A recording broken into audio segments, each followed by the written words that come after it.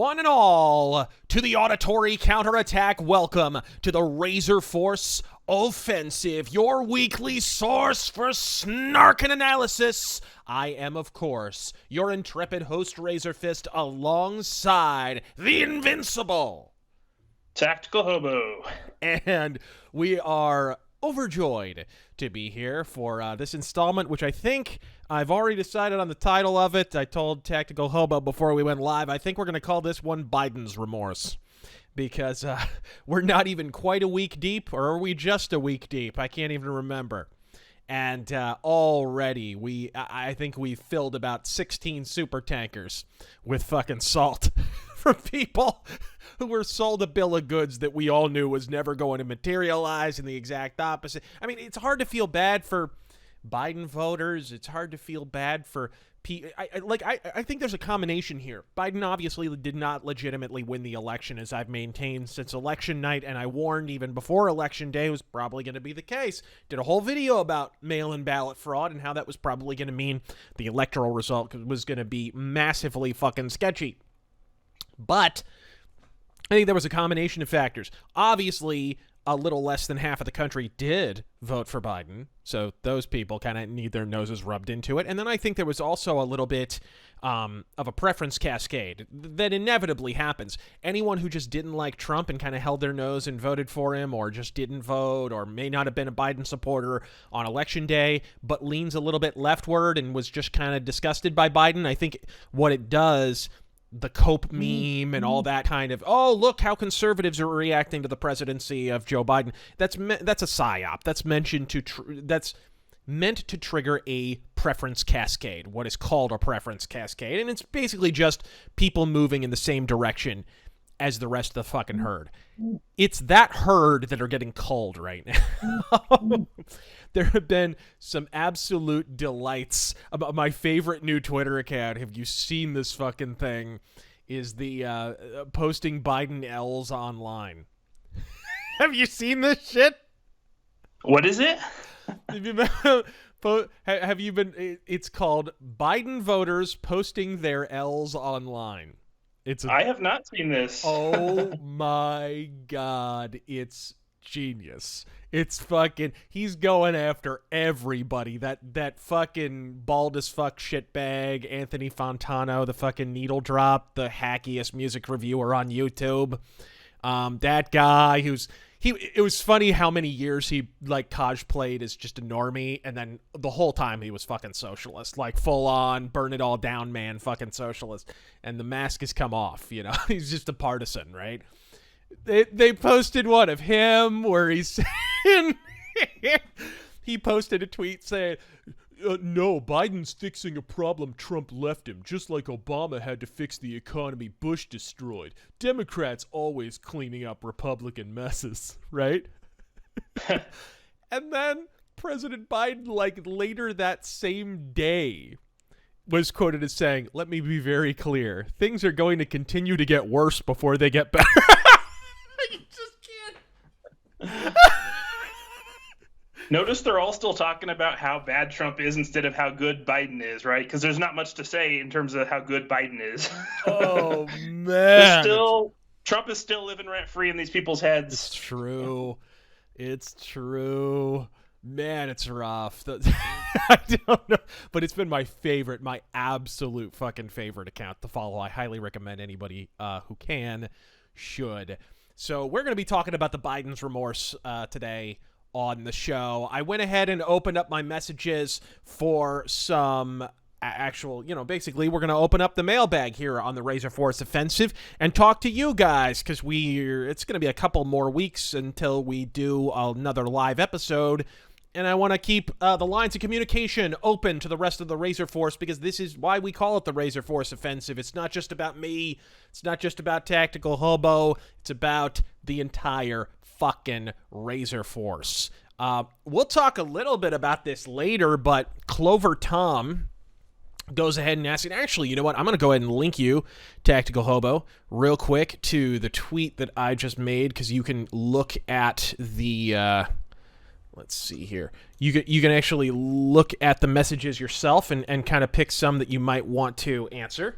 The replies there are available. So the first one is from Clover Tom, and it says, Biden's bringing back Clinton's housing scheme in the name of diversity, which, incidentally, the Clinton housing scheme of the 90s, for those who don't know, the subprime mortgage crisis of 2006, whatever, basically the Great Recession of 2006, 2007, was basically the long-term result of a policy that had begun in the 1990s as a result of the Clintons, and I keep wanting to say Cuomo, but it's not Cuomo, who had essentially, they literally held big conferences with all of the big lending companies and real estate companies and so forth, and they had basically pressured them, this is about 96, I think, to lend to people who could not afford homes.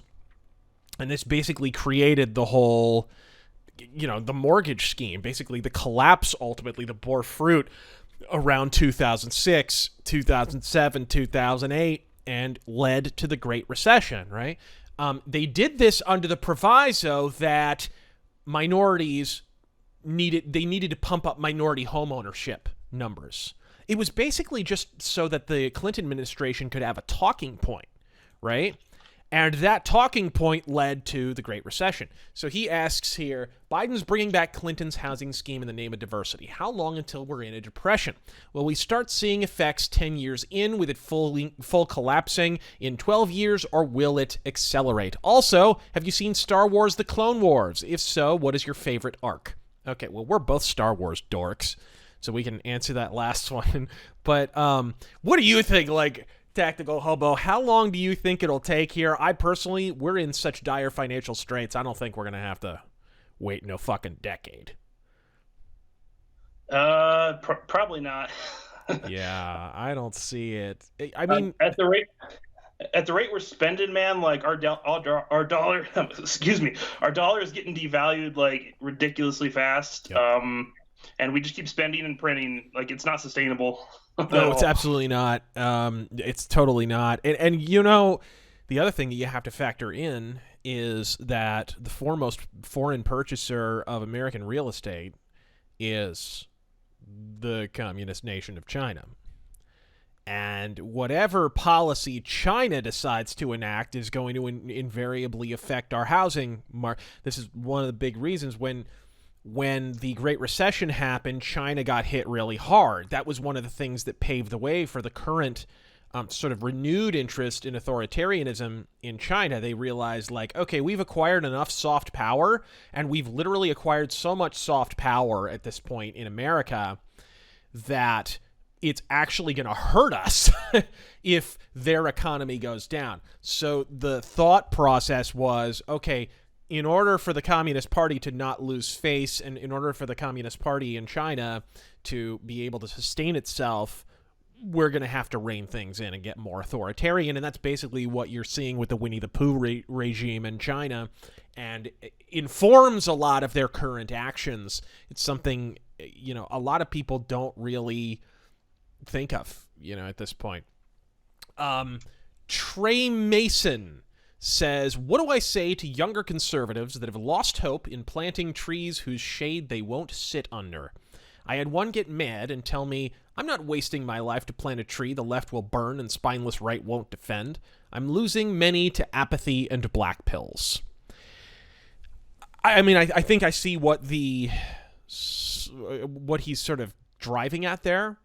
The idea being, are we really going to fight to retain institutions that future generations just want to tear down? I think the problem with this is it's a distortion of reality, personally. But what would you say, about that? Oh, sorry. Before we move on to this, I did watch a little bit of Clone Wars. Did you? I actually haven't watched it. I guess I need to add it to the list. Yeah, I haven't really seen much of it. Not even the theatrical film that they released. The what was that, 2008 or something?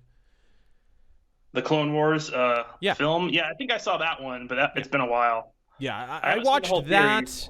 I watched that and then watched, 5 or 6 episodes of the Clone Wars TV show, and I liked it. It seemed like it took a little while to get going for me. but I still enjoyed it for what it was. But yeah, you never watched it? No, unfortunately, yeah, I guess I need to because Yeah. I've heard good things about it. Okay. Along with I've heard good things about Rebels too. Rebels kind of fucked some of the canon and stuff and got a little cringy towards the end and then kind of petered out for me Oh, personally, but it did prominently feature B-Wings.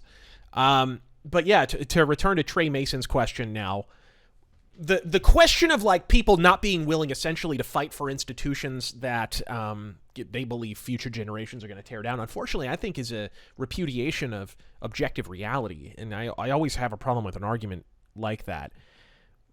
Zoomers are much more conservative than the previous generation. As much gloom and doom as there is to talk about, you know, Tactical Hobo and I are proof that every successive generation, really since Clinton, maybe even since before that, has been getting just a hair more conservative. I don't know why that is politically. Some of that might have to do with the internet and the decentralization of information. We don't have a monoculture anymore. We never will. And so pop music is kind of a misnomer. There's no such thing as pop music because nothing is actually popular enough to qualify as what pop music would have been in the 80s. You know what I mean? Where millions of people all piled into arenas to throw money at these giant pop stars. A pop star now is lucky to sell as many units as Iron Maiden did, you know, like in the 90s, like not even in their prime, you know what I mean? A fraction of that sometimes. It's crazy comparing the old sales numbers of albums and shit to modern sales numbers, and these people now are considered a big deal if they shift a few thousand albums. You know, we don't have that monoculture. But I think that might be a contributing factor. But the simple fact is, Zoomers are much more conservative than Millennials were. Millennials, for all the shit they get about being super leftist and hair colors and it's ma'am, all that bullshit, they're rightly lampooned for that. They were more conservative than Generation X. And they were more conservative. It just goes on and on and on. Generation X were kind of lefty, but and so are Millennials, incidentally. But it is interesting how a bigger portion of each generation is getting more and more conservative. And the proof is the podcast that you're listening to. This podcast, the RazorForce Offensive, is sort of a modern iteration of a podcast that Tactical Hobo and I did all the way back in 2002, 3, 4, whenever the fuck we started doing those. We were both in high school. Okay, I was like, I don't know, first episode we recorded, what was I, 15, 16? well, I think we were around maybe 18, but still, or 17, 18. That's still pretty young, though. Yeah, we were very young. I don't think we were. I remember I was not quite in college. I remember that. I was taking 1 or 2 college courses, even though I was technically in my senior year in high school. I remember that. And here's why I remember that. Because I left Parade of Chaos freaking things, little ads in my high school computer lab. So I remember that. So I was still in high school. But that, you know, there were even some stories from that period about how much more conservative kids in our generation were getting, and there were people on the left and in the mainstream who were scratching their heads over it. And I don't think that Republicans ever really reached out to them. They kept pushing starchy bullshit like George W. Bush and McCain and fucking Mitt Romney and so on. And so Trump is the first one, I think, to really find a way to grab the Zoomers by the throat and really be like, you know, hey, here's why you should give a shit. Right? It's really about your candidates. It's really about your messaging. The group of Zoomers and before that Millennials and so forth who consider themselves conservative, or hell, let's go even one farther, who would even consider themselves amenable to conservatism, has proliferated drastically. There's a lot more. There's way more conservative Zoomers than there were conservative Millennials when I was growing up, and I knew lots of conservative Millennials. I don't know about you at your high school, but I knew most of the people that I knew in all strata, and I was friends with people from all different social groups, punk rockers and metalheads and jocks and kids in student government and theater and, music and all kinds of shit. Like, most of those people that I knew just happened to be conservative. It was crazy. You'd be talking to some dude with fucking bright green hair and fucking gauges in his ears, and he'd be like, yeah, fuck Al Gore. Like, it was it was weird, dude. And that's even more now with Zoomers. But what about you? Like, when you were in high school, did you get that sense, or is that just kind of me in my area? Well, I'd say most of my friends are definitely conservative, I would say, and in fact, a lot of them are several years younger than me. But I wasn't super into like politics in high school. I mean, towards the end, maybe. It was interesting because actually, the thing that really got me into politics was actually 9/11. And I started following the news a lot more. I didn't really pay attention before that, but I started following the news and like the war on terror stuff, and then I kind of discovered this little guy named Michael Savage. You may have heard of him. Yeah. He red pilled the both of us. Him and Pat Buchanan were a big part of my red pilling. And Vox Day, incidentally, who I now work with. He was a columnist on the website that, Michael Savage would sometimes be featured on WorldNet Daily, and I think didn't he occasionally have a column on there? And then while I was on WorldNet Daily, I discovered Vox Day. And this is like early 2000s, guys. Like, this is we're 17, 18. We're still in high school, towards the end of high school.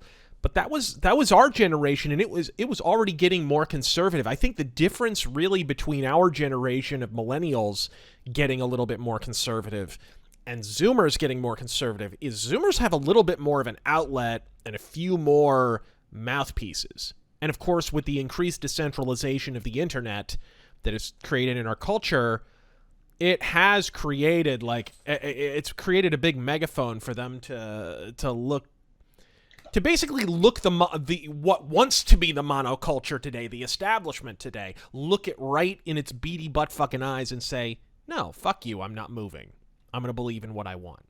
So, to return, I'm sorry, this is kind of a circuitous reply to Trey Mason's question, but I think at the core of it, you shouldn't lose hope, because it's clear that over time, unless the next generation, whatever comes after Zoomers, takes a hard fucking left, just banks hard left, I think it will probably hold true. It's been 3 straight generations now, and probably maybe even a little bit before that. There was kind of the Reagan youth in the 80s. There was kind of, that definitely was a thing. So we've had some generations now, whatever predates Generation X, they were a little more conservative. So I'm noticing sort of a pattern here where the youth are getting more conservative as time goes on. And some of that is just the stranglehold. I think maybe academia, the fact that academia is so leftist. Whoever's the authority figure when you're growing up, you're going to want to be the opposite. So there's probably some knee-jerk element of that. If teacher says that leftism is good, then I'm going to question it at every fucking turn. Maybe that. It literally could be that simple in a lot of cases. But I would say they shouldn't lose hope, because you're the one who determines the future. You still are. You really, really are. And if you say that it's going to be one way, then that prophecy will be self-fulfilling, because at the end of the day, we are the prophets. We are the ones who determine what that future is going to look like. And I think it's important. It's not important to be irrational in your hope, but the mere cognitive recognition that the possibility exists for a positive outcome is key to intellectual honesty, number one, and also to encountering reality in sober terms. So that would be my response to that. What would your recommendation be to someone who's trying to sort of red pill younger conservatives, and they're black pilling a little bit and saying, oh, the leftists and Antifa, they're just going to burn it down and it doesn't matter? What would your reply be? I mean, you got to go back and look at history. The pendulum always swings back in the other direction, no matter how far left it goes. You could even look, people survived worse than what we're going through. And they got rid of their fascist or communist regimes, and that's kind of what it's going to take. because you look at people that were in the Soviet Union, I mean, or in Nazi Germany, and eventually those regimes ended, and some sort of republic was established again at some point. So I mean, if you give up, then they win. You can't give up, because that's exactly what they want you to do. Yeah. Okay, this is a cool one for both of us. We talked about James Bond and Sean Connery a couple of months ago. Double A asks, I don't know if you saw this, but the IO Interactive, the creators of Hitman, of the Hitman series, are now making a 007 James Bond game, an original game, which is interesting because the Hitman games have always been compared very heavily to James Bond in terms of mythos. The whole makeup of it, you're playing an assassin who kind of is secret agenty. He's called Agent 47. You're always running around in tuxedos and in elegant settings and so forth. And, the parallels are fairly obvious. They've taken inspiration from James Bond for various Hitman missions. They're going to be making a 007 game. So he asks, do you think the new 007 game from IO Interactive will be met with backlash just because it is James Bond? Even if there is no sexual themes in it, Yahtzee and the asexual faux intellectual and Jim, size of the Isle of Britain Sterling and their cults will still attack it. I mean, I don't know. First off, I doubt there would be many sexual themes in it because IO Interactive are now owned by WB, who are kind of paused, or I'm not sure if they're owned. They have a partnership agreement with them, if I'm not mistaken.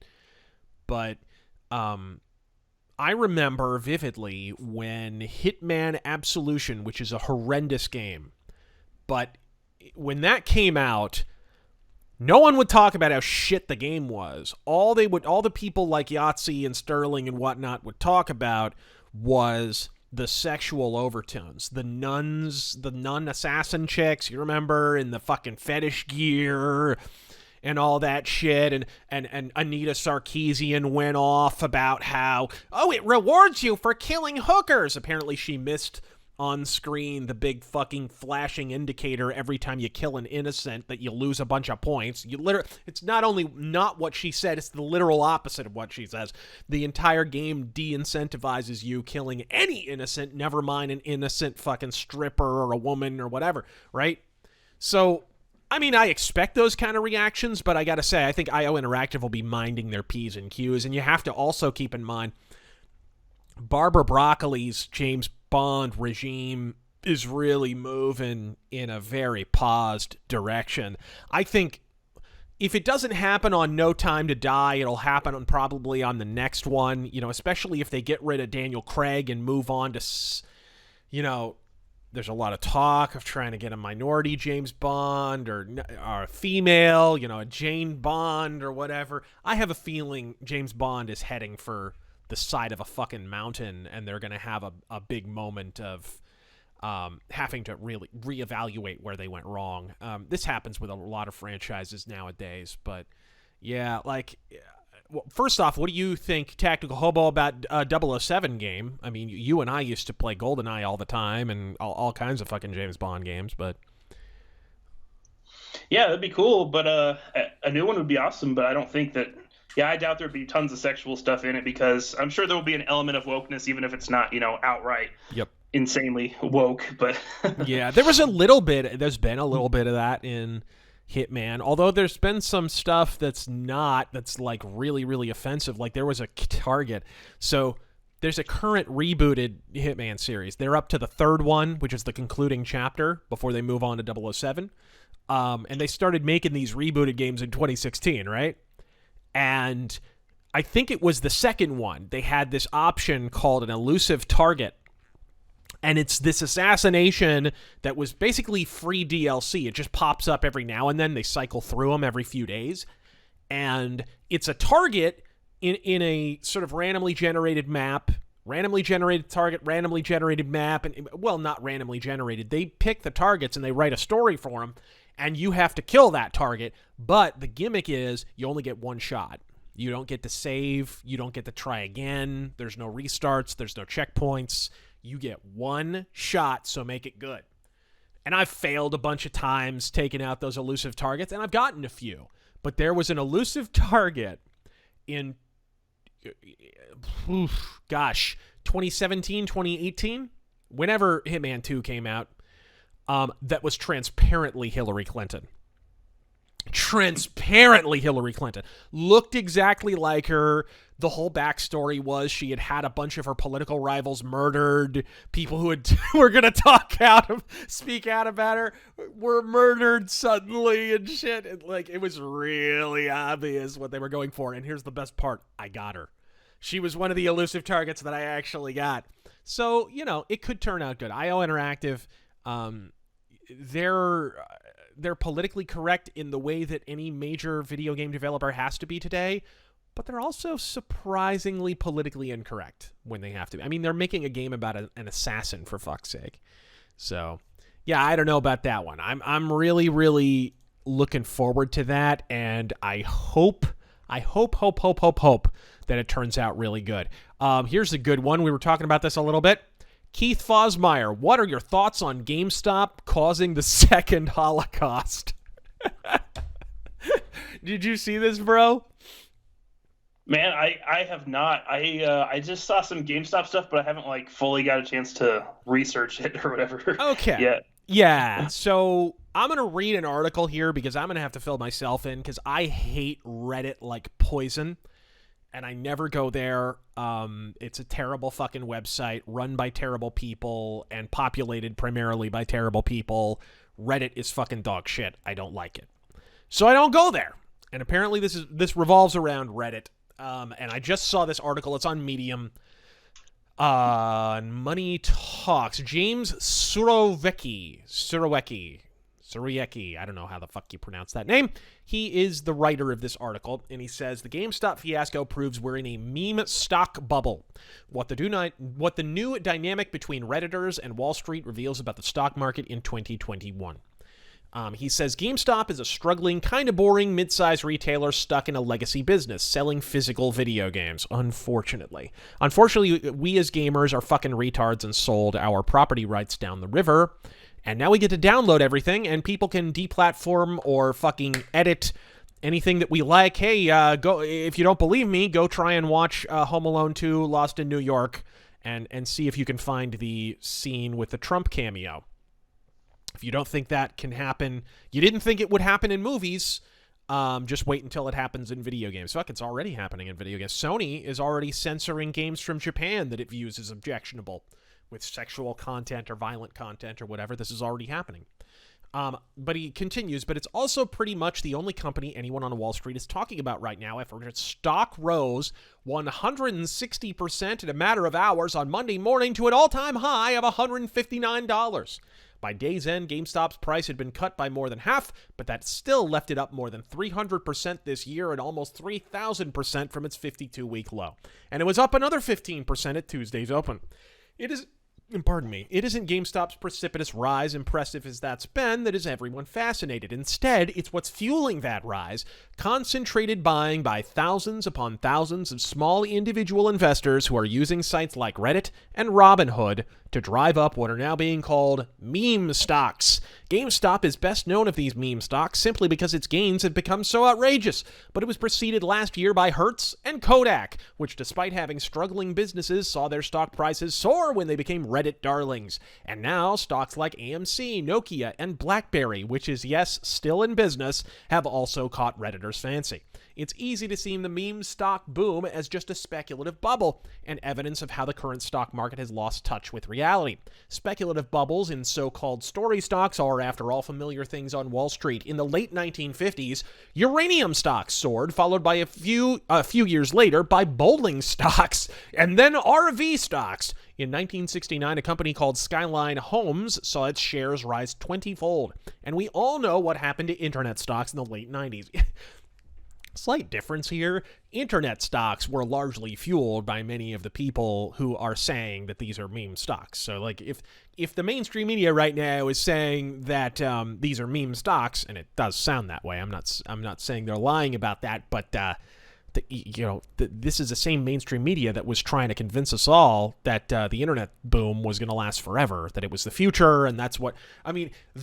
really the prevailing idea behind the internet boom and bust of the late 90s was there was just this, it's hard to explain. There was this period in time where every time you turned on a television, all you heard about was, you heard dated phrases like the information superhighway and shit like that. You remember that? When was the last time you've heard the phrase information superhighway, bro? Man, making me feel old here. Right? That shit, holy shit, that thing has some crow's feet. But like, you could not hear objective news about the internet. There was just here's the prevailing sense. The prevailing sense was, it's the future. There's no way it doesn't just get bigger from here. That really is the sense that the media portrayed in the late 90s with the internet boom. It's hard to take that. Like, you look back on it and say, why did everybody not understand that eventually it was going to come back down to earth? You don't get it. Like, they thought we were now in the ether. They thought, like, this is a new thing, and it's going to be like fucking... It's going to be like telegraph poles were in the 19th century. It's going to be like the telephone was in the 20th century. It's going to be this new thing that just goes bigger and bigger and bigger and bigger. And eventually it'll plateau, but it's never going to crash, right? And, of course, that did not happen. But anyways, continuing. But in fact, what's happening with meme stocks is very different from those previous crazes. In a classic speculative craze, investors may take cues from each other. The fact that everyone is buying internet stocks makes you think it's smart to buy internet stocks. But they're not working together to make stock prices rise. With meme stocks, on the other hand, that's exactly what's happening. The small investors on the R Wall Street Bets subreddit, which has 2 million subscribers, and oh, hey, by the way, guys, how many Trump Reddits did they fucking shut down? Or subreddits, sorry. I fucking hate Reddit. I don't even know what anything's called over there. How many Trump subreddits did they shut down? And then they shut down a bunch of them after January 6th for fucking hate speech. They leave this shit up, which is literally fucking manipulating the stock market. Okay. But anyways, it continues. And other sites are taking part in a conscious collective effort to drive the prices of these stocks up. No one's in charge of this effort, though. Of course, some voices are louder than others. But it is a self-organized campaign with people using the message boards to communicate with each other, encourage each other, and reassure each other. Thus, the many posts on r/Wall Street Bets admonishing fellow autists, their self-mocking term for each other, to not lose their nerve and to keep holding GameStop stock.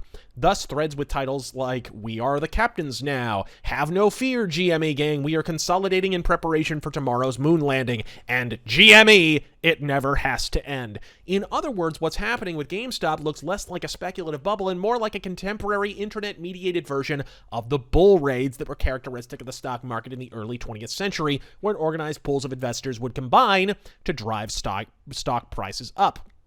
Perhaps more interestingly, it also looks a lot like what happened during the 2016 presidential election. Over the course of that campaign, a loosely organized community, oh my god, here we go, of alt-right meme lords and their followers centered on sites like 4chan and Reddit adeptly used social media to elevate Donald Trump's candidacy while barraging Hillary Clinton with an endless flow of memes targeting her supposed inauthenticity and corruption. Fucking supposed? Did you miss the fucking congressional hearing where she lied and said a bunch of shit that we now know is objectively factual because it's now out there in the public? That the whole thing with Benghazi and all that shit, like, we have her emails literally exposing her as a liar, but no, it's supposed inauthenticity and corruption. Fuck stick. What they did, in effect, was exploit the opportunities created by social media to disrupt the normal workings of the political system. How dare they? This article was written by a fucking boomer. The trades on R Wall Street Bets, which describes itself tellingly as like 4chan found a Bloomberg terminal, are trying to do the same thing to Wall Street. This is fucking hilarious. Oh my god. Okay, I'm not going to read the whole fucking thing because this turns into a goddamn tome. But, yeah, this guy clearly doesn't understand the 2016 election, and it sounds like he barely understands the stock market for that matter. But what are your thoughts on that one, Tactical Hobo? Dude, I still don't understand what the hell's going on.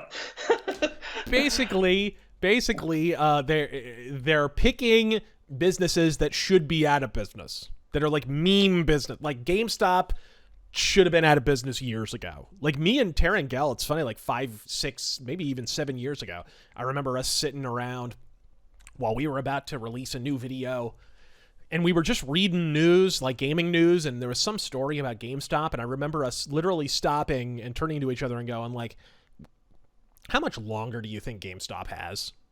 You know, how much longer do you think these guys can limp along? And he was like, dude, like maybe 3 years, maybe. And I was like, oh, I might be generous and give it 5, but boy, I don't see how they stay in business, right? They're picking businesses that should be out of business, and they're elevating their stock by just buying a shitload of it, basically just for the lulz, just to fucking laugh, essentially. The thing that blows my mind is these people must have all kinds of disposable income. That's what I fucking wonder, is where are they getting the cash to buy fucking stocks just for the lulz? That's what I fucking wonder. Here's an interesting one, and then we'll move on to more stories here. But and really talk about the Biden's remorse. But President Pickles asks, and this is a question that I think I'll let you lead off with. Why did the people of Arizona vote for John McCain all those times?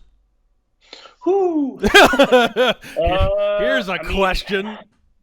Complacency, to be honest. It's people just they know who he is, and well, he's okay. He hasn't done anything terrible. Let's just vote for him again.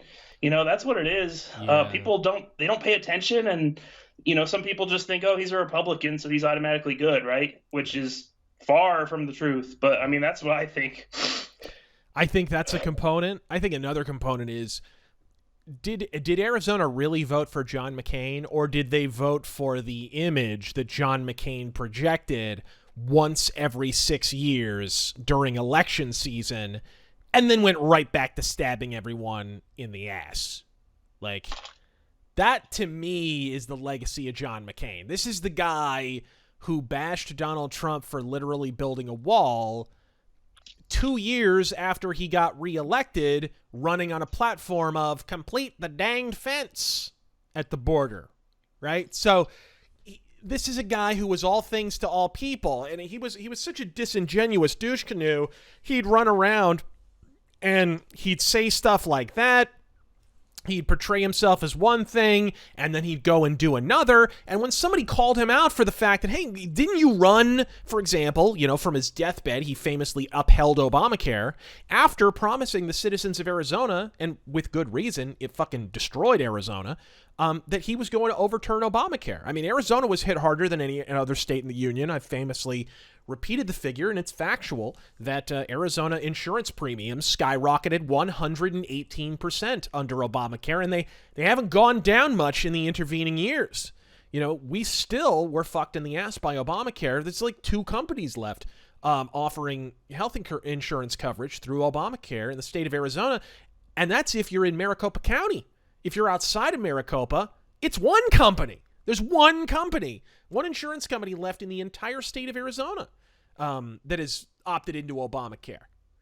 So whenever he was confronted on one of those incongruities, hey, you promised to do this and you did the opposite, John McCain would he'd shrug, or do his rough approximation of a fucking shrug, and he'd say, well, I'm a maverick. I'm a fucking maverick. No, bitch, you're not a maverick. You're a politico.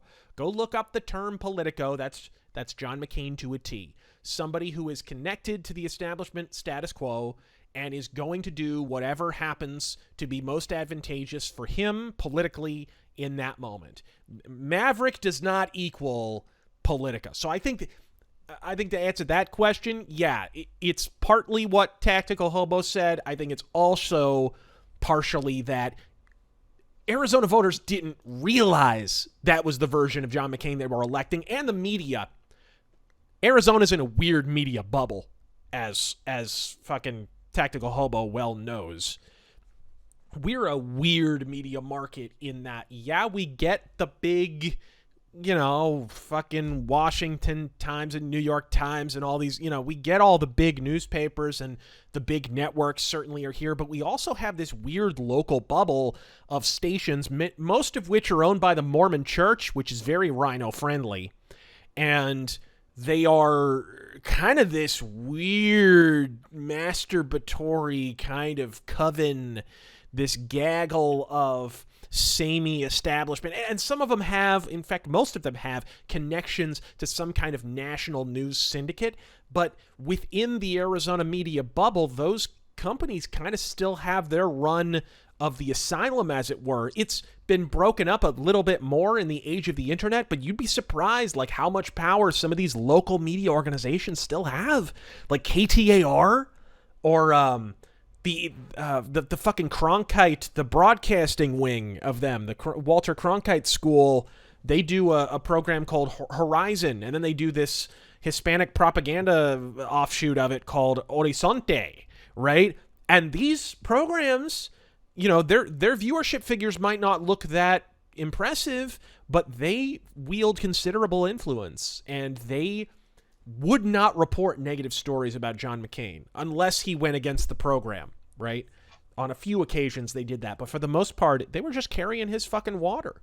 So this is kind of why that was in general. And speaking of John fucking McCain, I don't know if you saw, in keeping with the theme of today's podcast, Biden's remorse, Meghan McCain came out and already admits she was basically wrong about Joe Biden. Did you fucking see this, bro? Yes. Oh my God. She said, what did she say on The View? She said, okay, let me find the quote. Here we go. In regards to Democrats, what's interesting to me is just I'd sort of assumed after President Biden won that the feeling of unity and of coming together would be happening. What the Seriously? They were making lists of Trump supporters. What the fuck were you thinking? Unity? Maybe unity in a work camp? What the fuck are you talking about? We were going to be united in a fucking one of the camps that they put Japanese people in during World War II. Are you fucking shitting me? But anyways, I sort of assumed the feeling of unity of coming together would be happening. The Democrats would be wanting Republicans to come together with them going forward, she said on The View. Instead, we're hearing a lot of language from people like Katie Couric that Republicans like me need to be reprogrammed. Don't worry, sweetheart, you're not a Republican. That we're brainwashed, that 74 million Americans are basically irredeemable people that we don't need to communicate towards, and we don't need to in any way have anything to do with. I think it's horribly dangerous for the country, and I think it's horribly dangerous for Democrats, she continued. If you don't care about unity, you should care about the politics of this. If President Biden and Democrats want to have a big tent party and include some of these people, great. And if we're all just deplorable and need to be reprogrammed, as Katie Couric said, then honestly, they can go to hell. Boy, she sounds like her dad there. Fucking a rhino, like milk toast Politico pretending to be a hard ass. Like that was just McCain in a nutcase, was it not? Right. And let's see, 2 fake impeachments, and she actually thinks they want unity. That's hilarious. No fucking shit. Maybe copies of Assassin's Creed Unity is what they mean. Because I don't need to be reprogrammed. I just have a different perspective on how the government should be run. What the fuck? So, this is a woman who compared Trump supporters to Nazis and fucking, are you shitting me? This Lincoln Project princess is seriously now gonna suddenly, move to her fainting couch and pretend that like she's aghast at that any of this is happening. I can't believe we've sauntered this far down the authoritarian road. Just fucking hilarious, guys. Fucking hilarious. I mean, to talk about the Biden, to sort of put the Biden's remorse in context, like we talked a little bit last week. We just went down the first, 2 days? His first 2 days in office of executive orders, just going down each executive order that we knew of at that time. But over the intervening days, we've really realized the extent to which this is going to affect not just the American job market, but the international job market. Just off the top of my head, the Keystone XL pipeline being overturned. That not only, I actually got the figures wrong, that not only axed like some 46,000 Canadian jobs, it axed a good 11,000 American jobs, and those are union jobs too. Those are fucking union jobs, which, by the way, he's trying to suck back up to the unions now by pushing this independent contractors penalty, which I've warned you guys for a long time. I mean, look, I'm an independent contractor. You know, every dime I make off the channel, which I try to put back into the channel, but it all gets taxed, and it gets taxed brutally. You know, it's not like when I worked for some national... I put this in perspective. I worked a retail job, right? I didn't make much. And I would get taxed... I mean, I don't know what the percentage was, but I would keep most of my check. You know what I mean? Like, I would still make a decent amount. I made enough annually to have to pay taxes. But for the most part, it wasn't that bad. Since being an independent contractor, like, I mean, let me just put it this way. I paid 10 grand in taxes last year. Like, I paid over 10 grand. And it was all at once. It was all one big fucking shot, right? Over 10 grand in taxes. And basically, that's just what that is a giant tax penalty for daring to be independent, for daring to not be a part of a major corporation in some way. So he's pushing basically now, as I think most of us could predict, watching where authoritarians and statists are heading, he's basically trying to push for independent contractors and what are they called? Freelancers to be just dead in the water. But yeah, right off the bat, Keystone XL pipeline, 46,000 jobs, and it'll kill 11,000 union jobs. And in fact, according to one of the spokespeople of the union that was actually working, you can watch this video. I actually linked it on my Twitter. They've already laid off hundreds of people. It's already happened. It's not like this is a promise down the road. No, this is happening day in and day out. They're laying off hundreds of people already because of one flourish of Biden's fucking pen. Boy, it's a good thing we dodged that whole fascist thing, isn't it? Isn't it? Very good. The other thing that's going to hurt us is the $15 minimum wage. The $15 minimum wage. And that's estimated. I mean, this could be a liberal figure. It could be a conservative figure. I don't know. But the estimation at this point is the $15 minimum wage by itself. People think it creates a new ceiling for payment. It actually creates a new floor.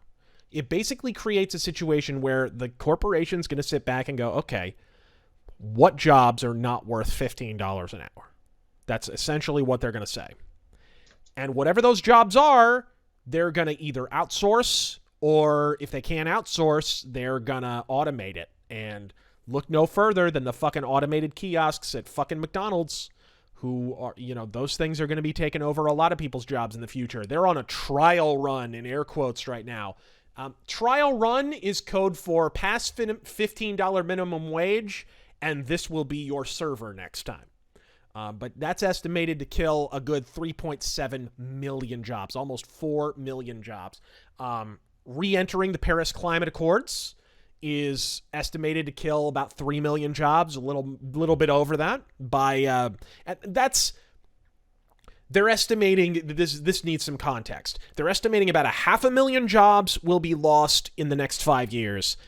If we continue to be in the Paris Climate Accords, that's going to balloon to 3.1 million by, a couple decades after that, like 2035, 2040, we'll be hitting the 3 million, 3.1 million sort of point.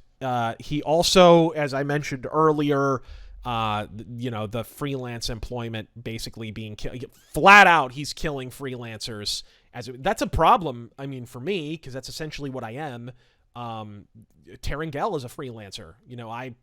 I literally have to take a W-2 out on him and fucking pay. I pay him plenty to do what he does, but it's, because he does editing work on the show and whatnot. So, I mean, these are all ways in which he is fucking taking a jackhammer to the economy, and it won't be the last. It won't be the fucking last. They're already when unions are bridling, bro. Does this not indicate to you, like, fuck? Well, he wants to undo all of the Trump tax cuts, right? So we can look forward to that also. Well, and I don't know if you saw, like, one of his tax policy guys today was testifying before Congress, and no, he was at a press conference. Sorry, and he was asked about that, and after, running for how long on tax the rich, tax the rich, tax the rich, I'm not going to raise your middle-class tax rate, the first thing the guy says is, we can't rule out that we're going to raise the middle-class tax rate. Almost as if Joe Biden's entire campaign was funded by corporations or something. Almost. Who could have foreseen this?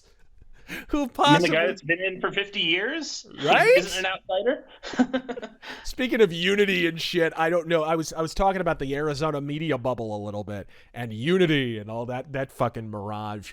I don't know. Well, I guess you're not in Arizona at present. You will be shortly, but the Arizona Republic, in the name of unity, they published a fucking editorial just a couple days ago that was titled "No Unity Until Defenders Repent." And the subline was, the people who have supported Trump need to come to terms with what they've done and with what they've allowed to happen. Otherwise, it will happen again. Where the fuck was this rhetoric when Antifa was burning down our cities? When the fuck? The sitting vice president of the United States bailed Antifa out of prison. Where the fuck was this declamatory rhetoric then? Where the fuck? They're arguing he incited a fucking riot. They can't provide a single quote that indicates he incited a riot, or else it would be the only thing they played from dawn to goddamn dusk, right? But this somehow justifies this sort of declamatory nonsense, but Kamala Harris not a super PAC, but like a group that was organized. I forget what the fuck it was called. The group that was organized and funded by Kamala Harris and with help from the Biden campaign, but was bailing those motherfuckers out of prison during the primaries. What the fuck? Let's see here. And speaking of which, just in case you're wondering how it's going to affect the fucking economy, and if you don't understand how bad off we actually are economically, I've been saying, guys, it's not a recession that we're in right now. It's a self-enforced depression. Now, we could kick out. It's possible if we reactivated our economy, but we're running out of time, to be honest. The longer this drags on, the more permanent this is going to be. You can reactivate the economy, and it's like, what economy? At a certain point, that's literally what's going to happen. But to understand and comprehend how bad it is, it was just reported like 3 days ago, the U.S. has now officially suffered the largest rise in the poverty rate in half a century, in 50 fucking years. So that's like, that would have been the 70s period with fucking Jimmy Carter. And have your parents ever told you the stories of like waiting in line for gas and shit, lines of cars waiting for gas in the mid 70s? Oh yeah, I remember hearing all that stuff about it. We had the gas shortage and everything back in the 70s. Yeah. So we're basically at the lowest economic point since the 70s. And guys, that was like, there are historians now who argue like that was called a recession. We might have been a little closer to a depression at that point, in objective terms. So that's kind of important to understand. Also, to add to the making lists of Trump officials, did you fucking see the Lincoln Project fucking rhinos said they're building a database of all Trump officials and staff, and they're going to hold them accountable? Oh, good. More communist bullshit, huh? Yep. The fucking this happened after I saw Andrew Feinberg post this. He said, Forbes' chief content officer was warning against hiring Kayleigh McEnany, the White House press lady, or other prominent Trump flacks. Quote, hire any of Trump's fellow fabulous above, and Forbes will assume that everything your company or firms talks about is a lie. I mean, it's just... well, man, since we're doing impeachments of people that are out of office now, why don't we freaking impeach Obama already? I think we're overdue. Hell, we could technically try Bill and Hillary Clinton simultaneously if we wanted to. Could we not? This opens up a lot of exciting possibilities. Like, for fuck's sake, we have emails that establish that every word she said just about every word that she said in that Benghazi inquest was bullshit. That she knew all about the fact that shit didn't happen over a YouTube video. Of course, we know that because the fucking suicide bombers are not time travelers. The video wasn't even up on YouTube yet. So that doesn't make any fucking sense. You know, technically, wouldn't that be an impeachable offense? Let's fucking roll them into fucking court. Let's hold a kangaroo court for them and have it staffed exclusively by partisan Republicans. See, this is the problem I had, and this is my problem with Rand Paul, who I respect. I have a serious problem with when he refused to challenge the election result on the basis of some constitutional propriety piss and winery. It was like, oh, we can't possibly do that because the Constitution is some sacrosanct document and we have to regard it with fucking spiritual reverence and shit. Like, my problem is, if we're in an alternate universe where the shoe is on the other foot, there is no goddamn doubt in my mind. Is there any goddamn doubt in yours that Kamala fucking Harris, the goddamn wine mom, would not exercise her vice presidential authority to overturn the electoral result and send it back to the state legislatures? Are you fucking shitting me? This is my problem and so many other people's problem with the fucking GOP and what is blackpilling so many people to them and why so many people are going to file. I'm telling you right now, many people are going to refuse to vote for the GOP going forward simply because they don't feel like it's the party of Trump. They didn't fight for Trump, so they don't give a flying fuck. And not even Trump necessarily, but your vote, the efficacy of your vote. If you're not going to fight for my vote, why the fuck would I even bother turning up to a voting booth for you? But yeah, fundamentally, like, that's the issue. We've got a situation where the GOP are just this rollover fucking party, and they want to keep things going that way. This is why Trump, for all of his flaws, was so refreshing. He was a guy who, when somebody said, hey, you're a fascist, he said, fuck you, you're a commie. You know, like, it was refreshing. It had been a long time since anyone on the right fought that hard. It just, and ultimately, man, he fought for fucking 4 years, and the establishment wound up being so sick that it took him down itself, basically. Just absolutely repugnant. But the Biden's remorse is getting mighty, mighty, mighty, mighty strong now. Do you have any personal favorite Biden's remorse stories from anyone that you've seen, like online or on Twitter or whatever? I haven't really seen too many, but there was one interesting thing I saw, which was on the Gateway Pundit here, and it says, author of Joe Biden Unauthorized says he's seen a 50% decline in Joe Biden's mental capacity. Yes! Yikes. Oh my God. Who actually made that determination? I mean, I'm always leery of diagnosis from afar. But, right. But I mean, hold on, do you really do you need to be in the room with him with a fucking stethoscope and a clipboard to tell this guy's not all there? You can just compare his speaking skills 10 years ago to his speaking skill. Hell, you can compare his speaking skills 5 years ago to now, and it's blatantly, flagrantly fucking obvious. Yeah, definitely. But go ahead and what was the rest of the article? Oh, yeah, let's see here. Joe Biden's cognitive decline is no laughing matter. An expert claims he is halfway gone. We saw earlier this year how Joe Biden had no idea what was going on. He thought he heard birds or rain and asked the reporters at his campaign rally to come in from the rain, and they all looked at each other because they were indoors. You could see they were all very uncomfortable, but they said nothing because they would lose their jobs if they did. Indeed. We also reported on how an artificial I don't know.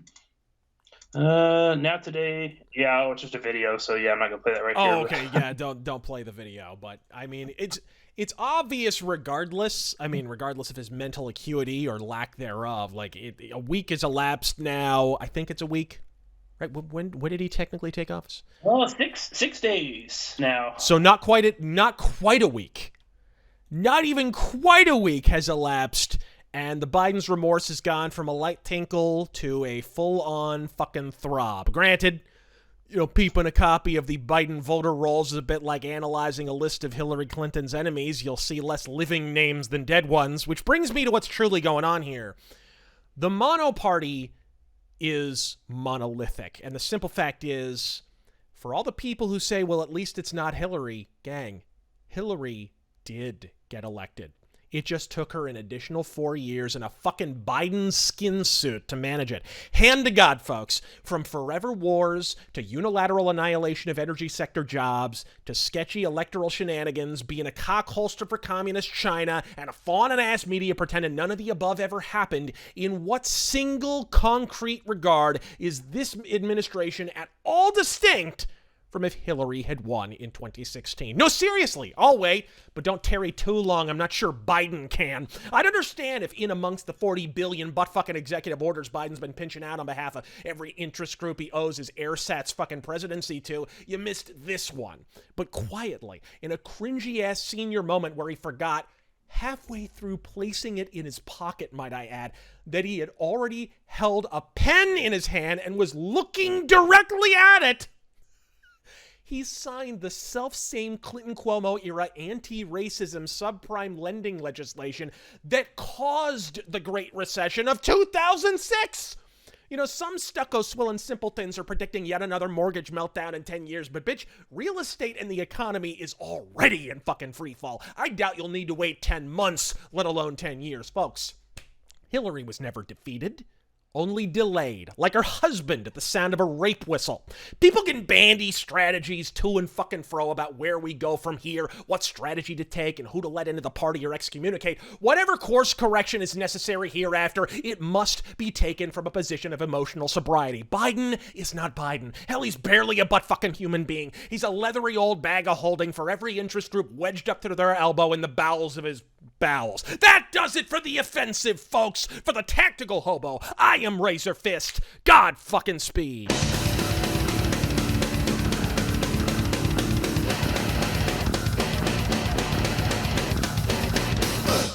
RazorForce.